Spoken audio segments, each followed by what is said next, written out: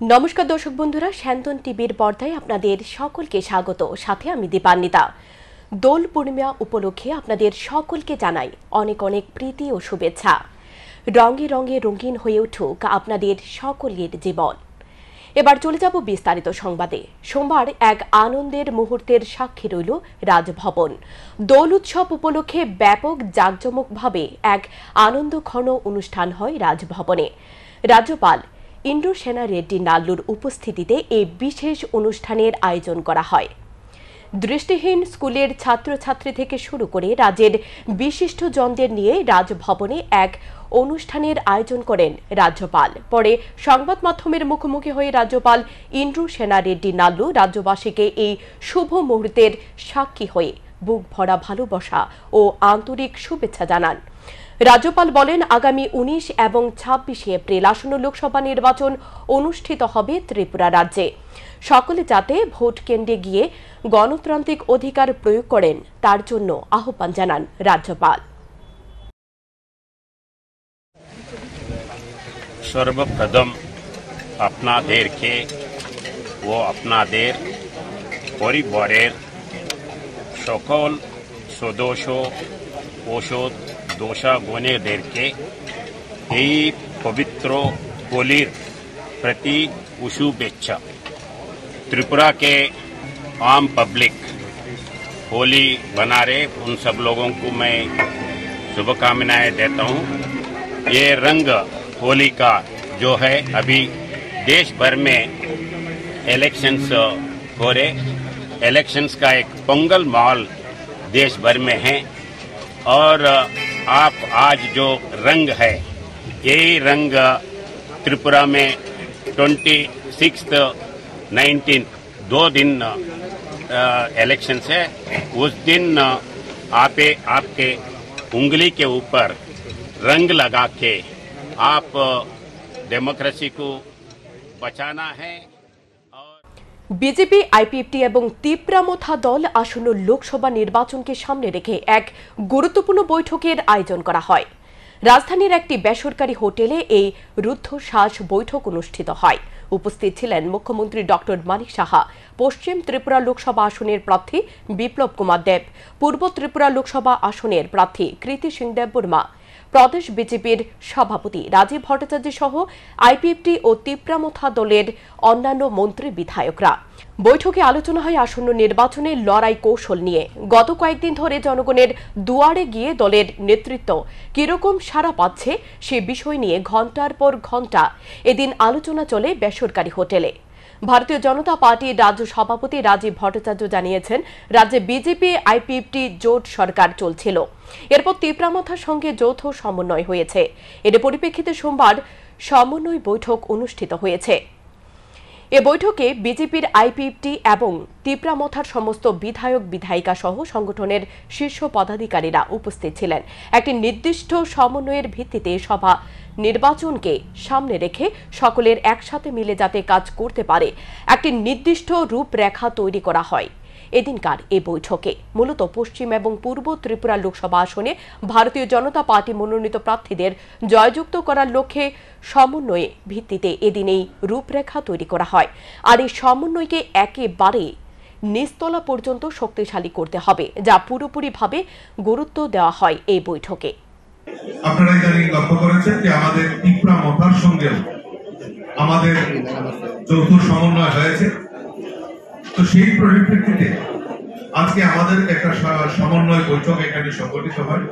এখানে IPFT, BJP এবং তিপ্রামথা সমস্ত দলের বিধায়ক বিধায়িকা থেকে শুরু করে এমপিসি এবং স্টেটের সিনিয়র লিডার যারা রয়েছে তারা এখানে উপস্থিত ছিল এবং সেখানে এটি নির্ণায়ক ভূমিকার মাধ্যমে আমরা নিচে সমন্বয়ের মাধ্যমে এই লোকসভা নির্বাচনকে সামনে রেখে যাতে আমরা কাজ করতে পারি তার সুস্পষ্ট একটি রূপরেখা এখানে তৈরি করা হয়েছে এবং আগামী দিন আমরা সেই রূপরেখার মাধ্যমে আমরা আগামী যে লোকসভা নির্বাচন সেই নির্বাচনকে সামনে রেখে আমরা কাজ করব।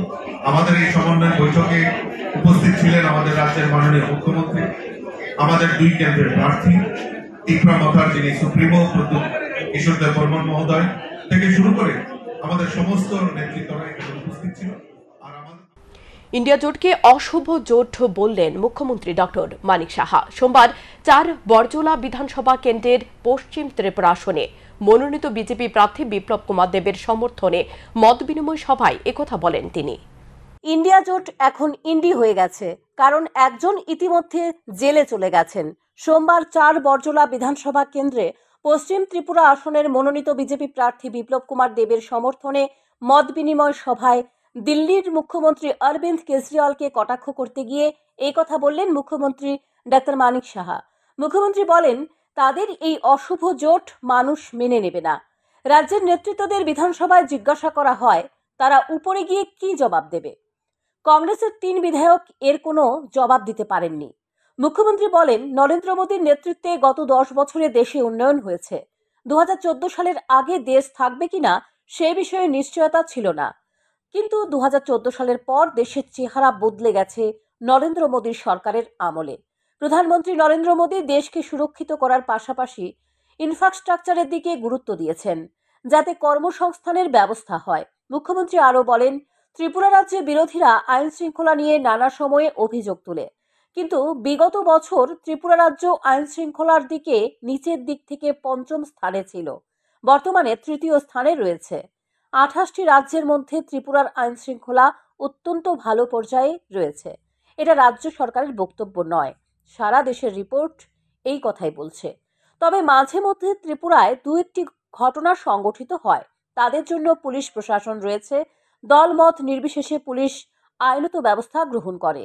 এই ঘটনাগুলি সংগঠিত না হলে পুলিশের প্রয়োজন হতো না বলে জানান মুখ্যমন্ত্রী। আর একটা অশুভ জোট এখন ইন্ডিয়া নাম দিয়েছে, INDIA, ইন্ডিয়া। ইন্ডিয়া তো নেই, এর চলে গেছে এলাকায়, ইন্ডি হয়েছে। এর মধ্যে একজন তো জেলে ঢুকে গেছে। আস্তে আস্তে করে সমস্ত অক্ষরগুলো শেষ পর্যন্ত আইয়ে গিয়ে দাঁড়াবে, এতটুকু আমি নিশ্চিত। তো এই অশুভ জোটের বিরুদ্ধে আমরা যখন আগে তো বলতো যে আমাদের জোট কংগ্রেস এবং CPM এর জোটে প্রার্থী, এখন যখন আমরা বললাম তোমরা কি করে এই ধরনের একটা জোট করলে, যাদের হাতে এখনো রক্তের দাগ শুকোয়নি। আয়োজিত মত বিনিময় সভায় এদিন এছাড়াও উপস্থিত ছিলেন এলাকার প্রাক্তন বিধায়ক ডাক্তার দিলীপ দাস সহ সংগঠনের অন্যান্য নেতৃত্ব। এদিন মত বিনিময় সভা শেষে এক যোগদান সভার আয়োজন করা হয়। শান্তন টিভি। কৈলাসহর থেকে অপহৃত নাবালিকা উদ্ধার গুজরাটের আহমেদাবাদ থেকে। ঘটনার বিবরণে জানা যায়, 2023 সালের 18 ডিসেম্বর কৈলাসহর মহিলা থানায় অপহৃত নাবালিকার পিতা একটি লিখিত অভিযোগ দায়ের করেন। তিনি অভিযোগ করেন, 18 ডিসেম্বর কাঞ্চনপুর এলাকায় এক যুবক উনার মেয়েকে অপহরণ করে নিয়ে গেছে। তারপর কৈলাসহর মহিলা থানার পুলিশ ঘটনার তদন্তে নেমে আধুনিক প্রযুক্তির সহযোগিতা নিয়ে নাবালিকা ও অভিযুক্ত যুবকের সন্ধান পায়। পরবর্তী সময় কৈলাসহর মহিলা থানার তদন্তকারী পুলিশ অফিসার পম্পি নাথের নেতৃত্বে কৈলাসহর মহিলা থানার একটি পুলিশ টিম গুজরাটে ছুটে যায় এবং আহমেদাবাদ এলাকার স্থানীয় থানায় সহযোগিতা নিয়ে অভিযুক্ত যুবক ও অপহৃত নাবালিকাকে উদ্ধার করে। রবিবার অভিযুক্ত যুবক এবং নাবালিকাকে কৈলাসহর মহিলা থানায় নিয়ে আসা হয়। সোমবার অভিযুক্ত যুবককে আদালতে সোপর্দ করে পুলিশ। কৈলাসহর মহকুমা পুলিশ আধিকারিক জয়ন্ত কর্মকার সাংবাদিকদের মুখোমুখি হয়ে ঘটনার বিষয়ে বিস্তারিত তুলে ধরেন। কৈলাসহর শহরাঞ্চলের এলাকা থেকে একটি নাবালিকা মেয়ে অপহরণের অভিযোগ আমরা পাই। অপহরণের অভিযোগ পাওয়ার সঙ্গে সঙ্গে মহিলা থানাতে অভিযোগটা হয়। গতকালকে ওইখানে আহমেদাবাদের সংলগ্ন করোটাকোলা পুলিশ স্টেশন অফ গুজরাট, সেখানে গিয়ে ওখানে গুজরাট পুলিশের সাহায্য নিয়ে মেয়েটিকে, নাবালিকা মেয়েটিকে উদ্ধার করেছেন এবং সঙ্গে ওই যে ছেলেটি, যে আসামি, তাকেও গ্রেপ্তার করা হয়েছে। আজকে দুপুরের বিমানে তাকে গুজরাট থেকে আমরা আমাদের কৈলাসহরে নিয়ে এসেছি, তাকে মাননীয় আদালতে প্রেরণ করা হয়। অভিযুক্তের বিরুদ্ধে কি কি ধারায় মামলা? অভিযুক্তের বিরুদ্ধে আপাতত আন্ডার সেকশন 366 IPC-তে মামলা রুজু করা হয়েছে। সিপাহীজলার নৌকাঘাট এলাকায় গাড়ি উল্টে আহত 5 শ্রমিক। সিপাহীজলা নৌকাঘাট সংলগ্ন সড়কে কাজের উদ্দেশ্যে মালবাহী গাড়িতে করে যাচ্ছিল বেশ কয়েকজন শ্রমিক। গাড়িটি সিপাহীজলা নৌকাঘাট এলাকায় যাওয়ার পর রাস্তার পাশে উল্টে যায়। এতে আহত হয় গাড়িতে থাকা 5 শ্রমিক। ঘটনার খবর পেয়ে বিশালগড় দমকল বাহিনীর কর্মীরা আহতদের উদ্ধার করে বিশালগড় মহকুমা হাসপাতালে নিয়ে যায়। আহতরা হল ঋত্বিক দাস, চন্দন সরকার, মৃদুল রায়, নির্মল ভৌমিক ও পুলিন দাস। দমকল বাহিনীর এক কর্মী জানান, দুর্ঘটনাগ্রস্ত গাড়িটির নম্বর হল TR07C1928। নিয়ন্ত্রণ হারিয়ে গাড়িটি রাস্তার পাশে উল্টে যাওয়ার ফলে গাড়িতে থাকা 5 শ্রমিক আহত হয় বলে জানান তিনি। আমরা ফায়ার সার্ভিসে একটা রিং পাইলাম যে বিশালগড় নৌকা ঘাটে একটা অ্যাক্সিডেন্ট হয়েছে। আমরা গেলাম, গিয়ে দেখলাম একটা গাড়ির নাম্বার হল TR07C1928। আমরা ওখান থেকে 5 জনকে উদ্ধার করে বিশালগড় মহকুমা হাসপাতালে আমরা আনছি। এটা কি গাড়ি আসলো? এটা হলো টাটা এসি গাড়ি। কয়জন আহত হয়েছে? এখানে 5 জন আহত হয়েছে। দিল্লির জওহরলাল নেহেরু বিশ্ববিদ্যালয়ে ছাত্র সংগঠনের ক্ষমতা দখল করল বামপন্থীরা। নির্বাচনে ভরাডুবি হল বিজেপির ছাত্র সংগঠন অখিল ভারতীয় বিদ্যার্থী পরিষদের।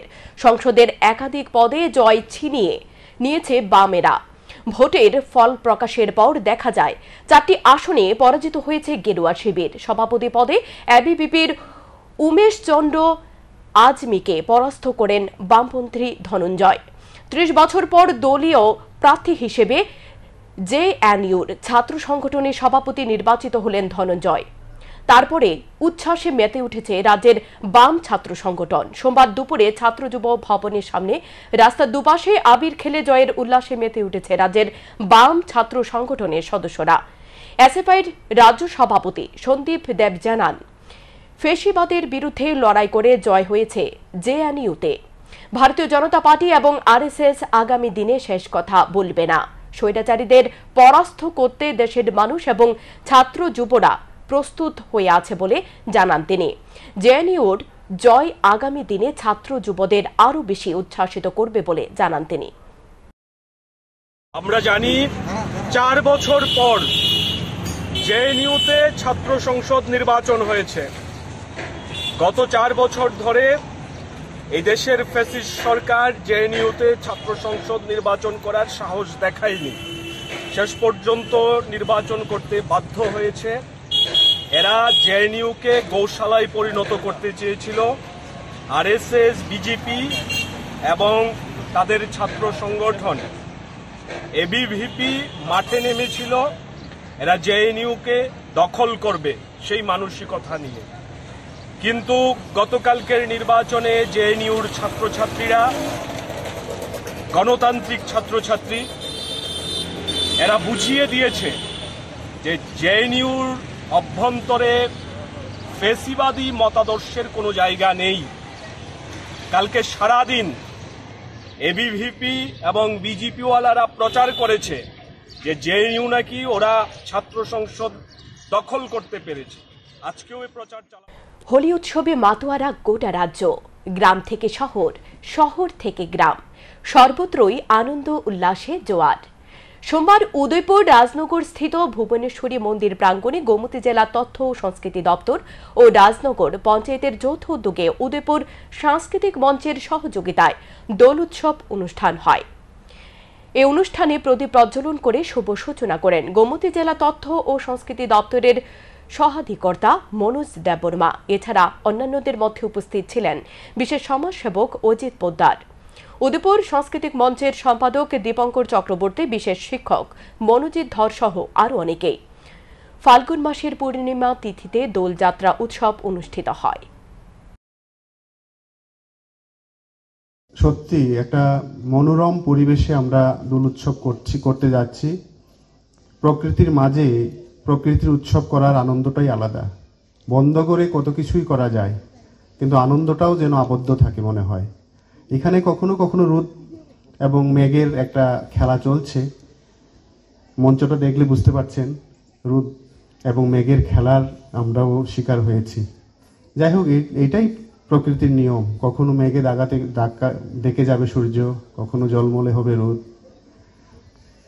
এই সময়টার মধ্যে এই হচ্ছে প্রকৃতির নিয়ম।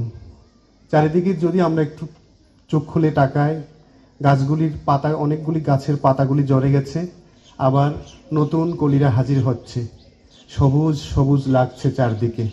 এই তো বসন্ত, পাতাগুলি ঝরে যাচ্ছে ঠিকই, কিন্তু নতুন কলি এসে যেন আলাদা একটা বাতাবরণ তৈরি করছে। তো এই যে বসন্ত, বসন্তে আমাদের এরকম একটা বার্তা দেয় প্রকৃতি, যে প্রকৃতি চারিদিকে যেই সব বৃক্ষলতাগুলি শুকিয়ে যায় চৈত্রের দাবদাহে, সেগুলিও বৈশাখের বা বসন্তের হাওয়া লাগলে পরে তখন উকি মারে ফুলের কুড়ি। আগরতলার নবপ্রান্তিক সেবা আশ্রমে শিশু, মানসিক ভারসাম্যহীন যুবক এবং বৃদ্ধ মহিলাদের সাথে হোলির আনন্দে মাতলেন ১৩ প্রতাপগড় মণ্ডলের কিষাণ মোর্চার নেতৃত্ব ও কর্মীরা। তাদের হাতে মিষ্টি তুলে দিয়ে শুভেচ্ছা জানান। আমরা কিষাণ মোর্চার ১৩ প্রতাপগড় মণ্ডল কিষাণ মোর্চার তরফ থেকে এসেছি। আমরা এই বাচ্চাদের জন্য নিয়ে আজকে হোলির দিনে যাতে তাদেরকে নিয়ে একটু আনন্দ করতে পারি এবং আজকের দিনটাকে যাতে আরও রঙিন করে দিই। আমরা আজকে হোলির উৎসব, এই উৎসবটাকে সামনে রেখে আমরা এখানে যারা নবপ্রান্তিক যে ফাউন্ডেশন অনাথাশ্রম আছে, এখানে আমরা এসেছি। আমরা আজকে এসেছি এই কারণ আমরা যে হোলি আমরা সকলেই আনন্দে মেতে উঠি এবং বছর একবার আসে গায়ে একটু রঙ দেওয়ার জন্য। আজকে যারা এখানে অনাথ শিশুরা এবং মায়েরা আছে তারা বরাবরই এইসব উৎসব থেকে বঞ্চিত থাকে। দোলের উৎসবকে কেন্দ্র করে রাজ্যের সর্বত্র চলছে রং খেলা। এদিন আমবাসার শিক্ষক স্বপন নমোর উদ্যোগে কুলায় দ্বাদশ শ্রেণী বিদ্যালয়ের মাঠে আয়োজন করা হয় দোল উৎসবের। দোল উৎসবে বিভিন্ন ছাত্রছাত্রীরা সমবেত হয় রং খেলে, পাশাপাশি বিভিন্ন গানের তালে ছাত্রছাত্রীরা নৃত্য পরিবেশন করেন।